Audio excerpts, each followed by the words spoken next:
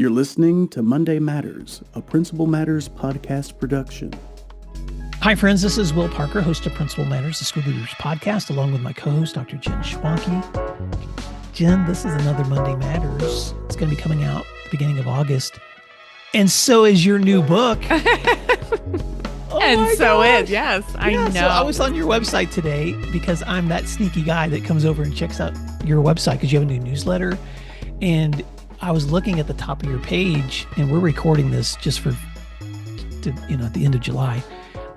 So this may have changed by the time this recording comes out, because I was looking at the top banner of and I was like, where's the new book? I know. I have to update that. I know. And I'm glad you mentioned that because the gentleman who helps me with my website is he's going to get a phone call today. So we're going to get that updated. That's right. So listeners, you can go on Amazon or to ASCD's website or eventually to Jen's website, and you're going to see this amazing new book on trust. So Jen, I wanted to take some time today and in some of the Monday Matters to follow to just give you an opportunity to share some of the content from your book, Trusted, Trust Pillars, Trust Killers, and the Secret to Successful Schools by Dr. Jen Schwanke, your fifth book. And because I had the privilege of getting an advance copy and writing a review, when I wrote my review back to your editors, I told them that it's really hard for me to choose one, but I think this is my favorite. And one of the reasons it's my favorite is because I've read education books for years, but this first part of your book, Trust in Schools, Why It's Broken and How to Get It Back, is one of the best summaries of the history of school leadership and public education I've ever read in one place. So talk to us a little bit about the research that went into this part of the book and why you started there.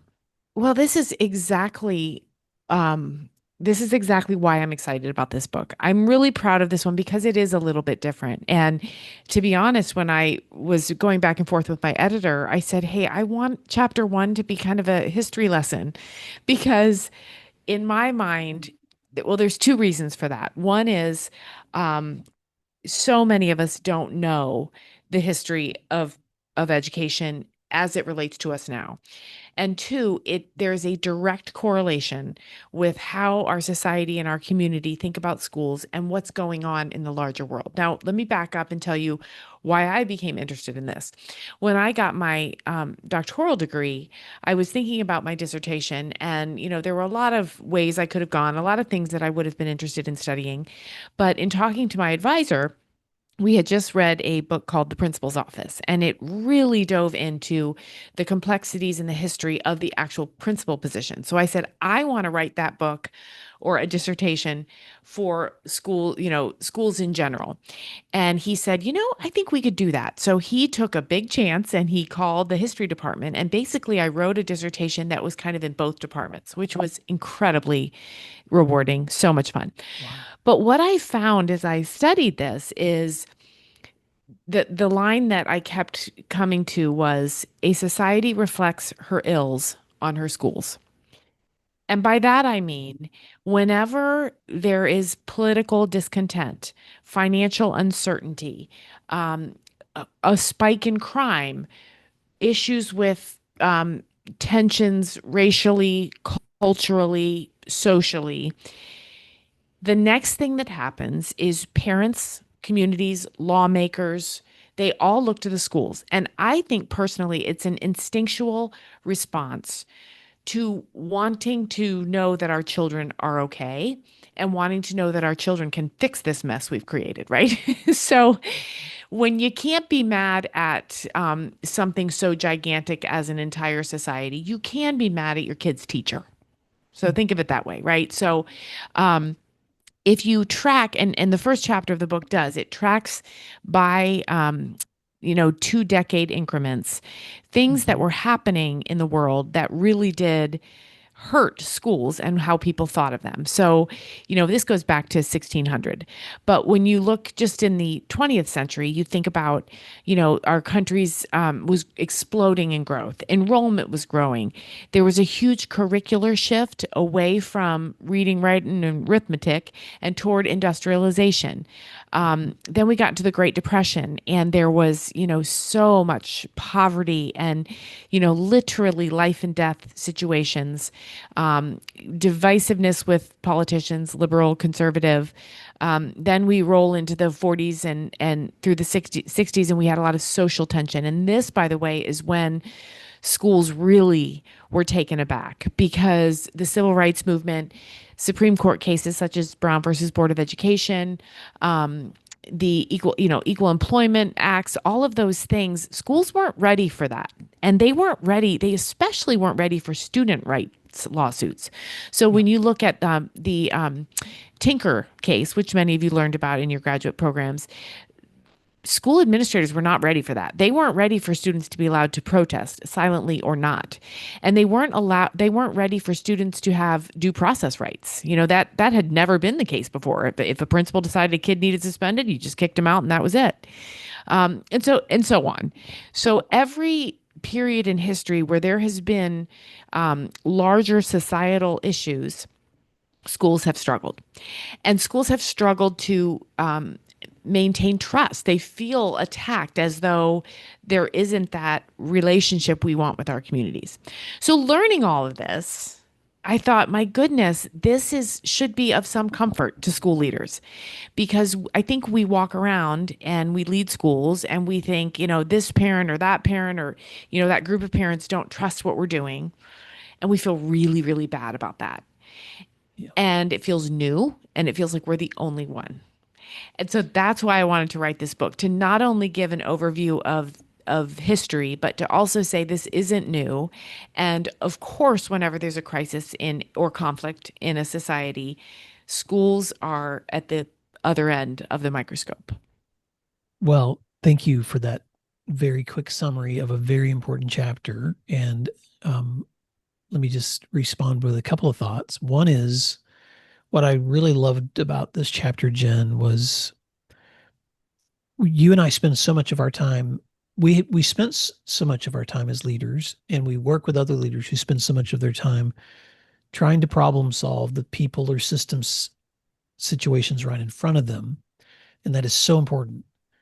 But what you ask people to do was to take a step back from the ocean in which they're swimming and get a bird's eye view of that entire landscape. Right. So that they recognize, oh, when I pull away from this historically, I can see why there's this island here and this battleship there, and why this group was created. And so one of the pages that you have that's kind of a resource page is where you take all of the initiatives that have come across the U.S. Through the centuries, but then especially when you get into the 20th century. And when you get into the time where you and I remember school, 70s, 80s, 90s, 2000s, every decade since the 1960s, the number of initiatives just exponentially gets bigger and bigger and bigger.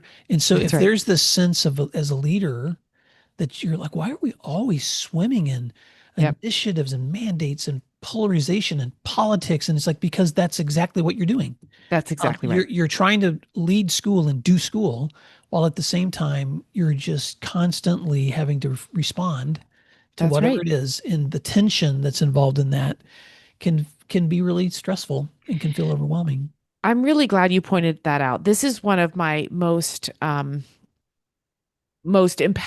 I feel, visual statements of what has happened to schools. And I actually got this. I want to make sure that I give credit where it's due. And this came from a book called Schools Cannot Do It Alone, from an author named Jamie Vollmer, who, by the way, I did reach out and he gave permission for me to expand on his idea.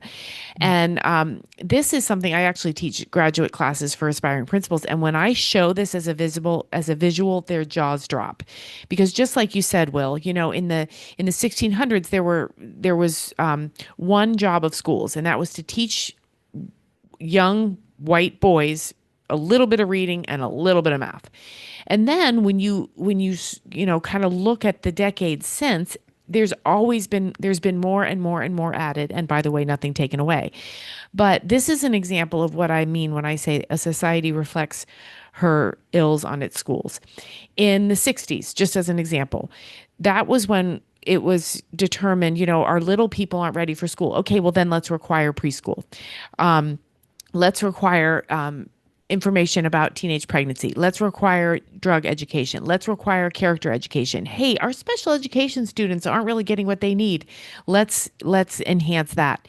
And just like you said, Will, just visually, when you look at even from 2010 to 2020, there's probably, I'm just kind of looking at the page right now, there's probably 30 new initiatives that were mandated by law that schools incorporate into their curriculum, into their resources, into their everyday activities. And no wonder we feel like we're drowning.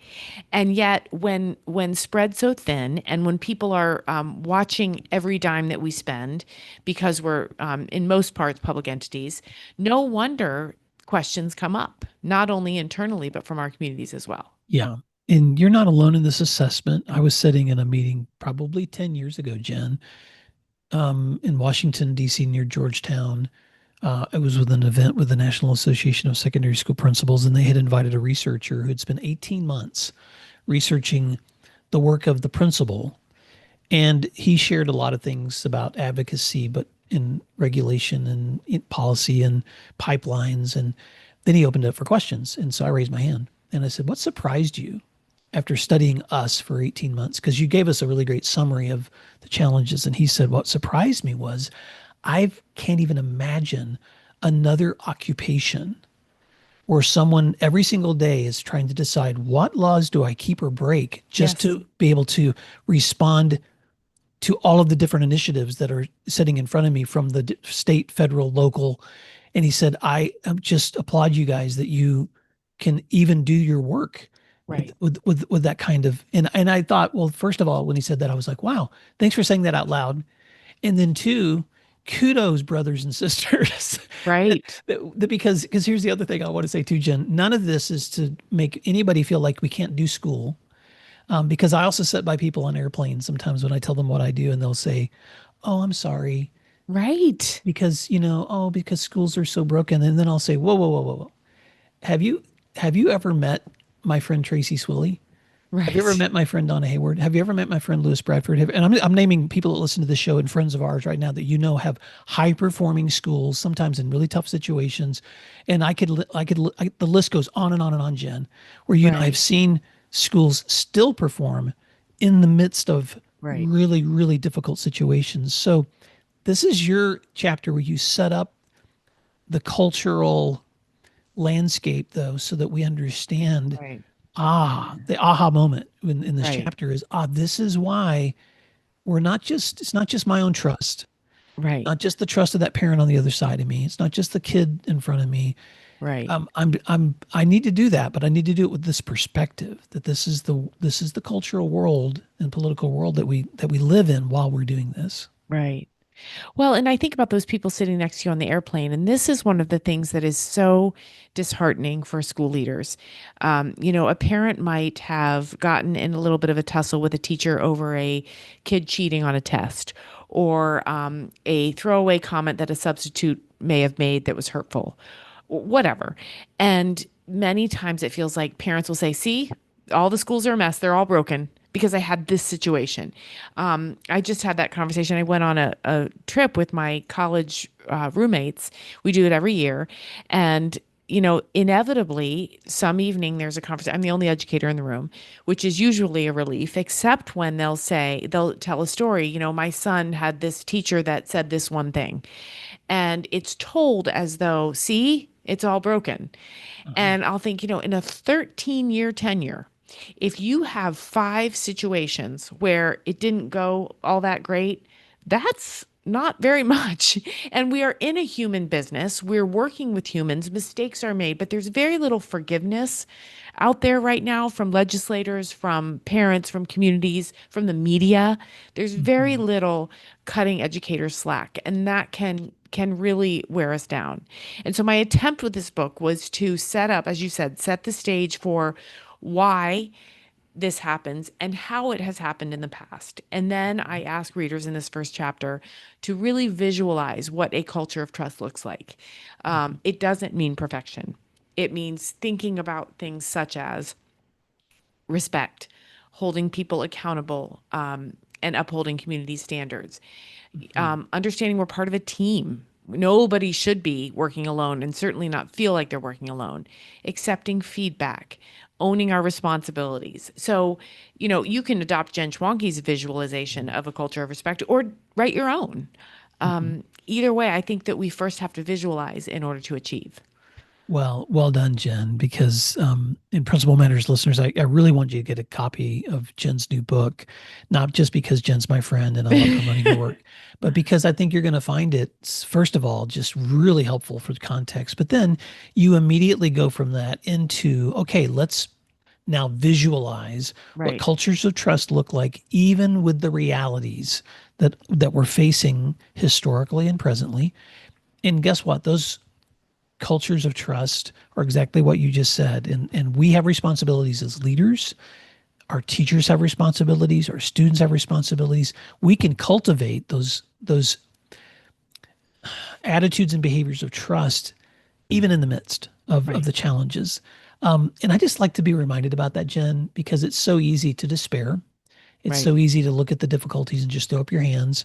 It's so easy to think, well, maybe it's better someplace else. And maybe in some cases it is. But you know what? I haven't talked to anybody in the industry who doesn't have challenges historically right. and culturally too. But this is ours. And Yeah. within ours, I'll just tell this quick story as we wrap up. I had a principal come up to me at the national conference, and he just walked up to me and he said, "Well, I'm wrapping up my, I can't remember, 11th year." He had just gotten promoted to a new position. And he just said, "I just want to say this out loud. All the things that we learn when we come together as leaders about culture and about relationships and about trust, it works. I just want to say it out loud because I have been living it. Right. And I keep applying these things and watching them work.